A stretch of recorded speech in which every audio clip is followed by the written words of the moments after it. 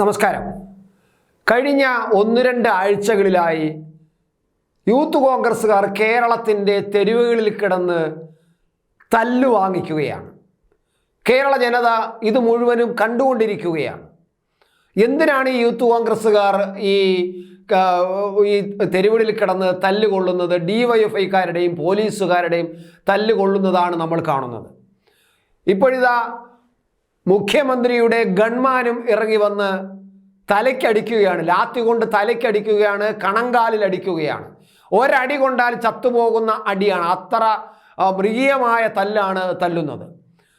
അപ്പോഴെല്ലാം ഞാൻ വിചാരിച്ചിട്ടുണ്ട്, എന്തിനാണ് ഈ യൂത്ത് കോൺഗ്രസ്സുകാരെ മാത്രം ഇങ്ങനെ തല്ലുകൊള്ളാൻ വിട്ടിട്ട് കോൺഗ്രസ്സുകാർ കാഴ്ചക്കാരായി മാറി നിൽക്കുന്നത് എന്ന് തോന്നിയിട്ടുണ്ട് പലപ്പോഴും.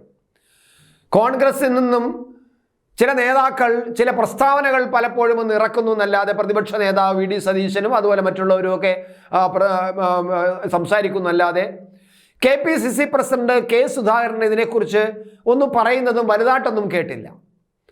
അപ്പോഴാണ് എന്നെ പോലുള്ള മാധ്യമ പ്രവർത്തകർക്ക് ഇതെന്തുകൊണ്ടാണ് ഇങ്ങനെ കോൺഗ്രസ്സുകാർ കൊള്ളാൻ വേണ്ടി ഈ യൂത്ത് കോൺഗ്രസ്സുകാരെ ഈ KSUക്കാരെയും അങ്ങ് അഴിച്ചു വിട്ടിരിക്കുകയാണോ അല്ലെങ്കിൽ പറഞ്ഞു വിട്ടിരിക്കുകയാണോ, എന്നിട്ട് കോൺഗ്രസ്സുകാർക്ക് ഇതിനൊന്നും പങ്കില്ല എന്ന് മാറി നിൽക്കുകയാണോ എന്ന് തോന്നി. പക്ഷേ കാര്യങ്ങൾ കൈവിട്ടു പോകുന്ന അവസ്ഥയിലേക്കാണ് ഇപ്പോൾ പോകുന്നത്.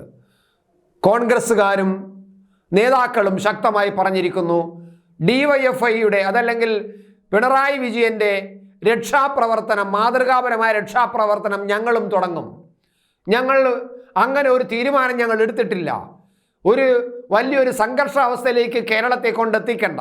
ഞങ്ങളുടെ പ്രതിഷേധം മാത്രം അറിയിച്ചാൽ മാത്രം മതി.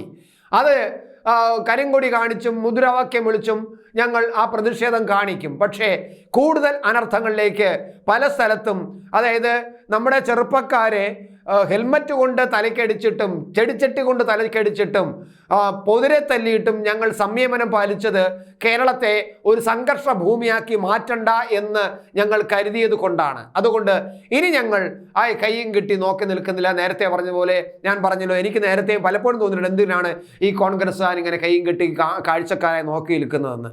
ഇപ്പോൾ അവർ മാറുന്നു. കോൺഗ്രസ്സുകാർ KPCC പ്രസിഡന്റും അതുപോലെ പ്രതിപക്ഷ നേതാവ് വി ഡി സതീശനും പറഞ്ഞിരിക്കുന്നു, ഞങ്ങൾ ഇനി ഞങ്ങളുടെ സമരത്തിൻ്റെ രൂപം മാറ്റാൻ പോകുന്നു, രീതികൾ മാറ്റാൻ പോകുന്നു, ഞങ്ങളും ഈ മാതൃകാ പ്രവർത്തനത്തിലേക്ക് ഇറങ്ങാൻ പോകുന്നു. പോലീസുകാരനോട്, ഈ പോലീസുകാരൻ എന്ന് പറയുന്നത് തനി ഗൂണ്ടയാണെന്ന് ആണ് KPCC പ്രസിഡന്റ് പറഞ്ഞിരിക്കുന്നത്. ഈ അനിൽ എന്ന് പറയുന്ന ഈ ഗൺമാനെ ഭംഗിയായിട്ട് എനിക്കറിയാം. ഇയാൾ എവിടത്തുകാരനാണെന്നറിയാം. ഇയാളുടെ ചരിത്രം മൊത്തം എനിക്കറിയാം. പിണറായി വിജയൻ്റെ തനി ഗൂണ്ടയാണ്. പണ്ടും ഗൂണ്ടയായിരുന്നു, ഇപ്പോഴും ഗൂണ്ടയാണ്. അങ്ങനെ ഗൂണ്ടയെയാണ് ഈ സംരക്ഷണവുമായിട്ട് മുഖ്യമന്ത്രി കൊണ്ടു നടക്കുന്നത്. അത്തരത്തിലൊരു പേടിത്തൊണ്ടനാണ് മുഖ്യമന്ത്രി.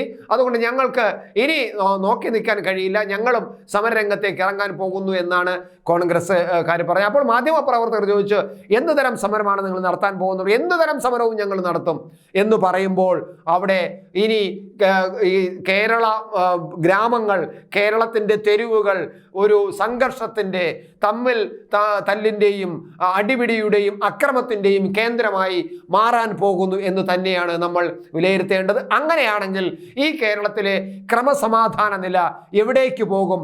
സാധാരണ ജനങ്ങൾ എങ്ങനെ ഇതിനെ തരണം ചെയ്യും? അല്ലെങ്കിൽ സാധാരണ ജനങ്ങളുടെ വിഷയങ്ങൾ ആര് നോക്കും എന്നതും വലിയ വിഷയമാകും. എന്തായാലും ഗവൺമെന്റിന്റെ ഭാഗത്തു നിന്ന് തന്നെ ഈ പ്രകോപനം സൃഷ്ടിക്കുന്ന പ്രവർത്തനങ്ങൾ നടക്കുമ്പോൾ ഇവിടെ ഈ ക്രമസമാധാന നില നിയന്ത്രിക്കേണ്ട ചുമതലയുള്ള ഗവൺമെന്റ് എന്നത് എവിടെ എന്ന് ചോദിക്കേണ്ട അവസ്ഥയാണ് ഉണ്ടാകാൻ പോകുന്നത്.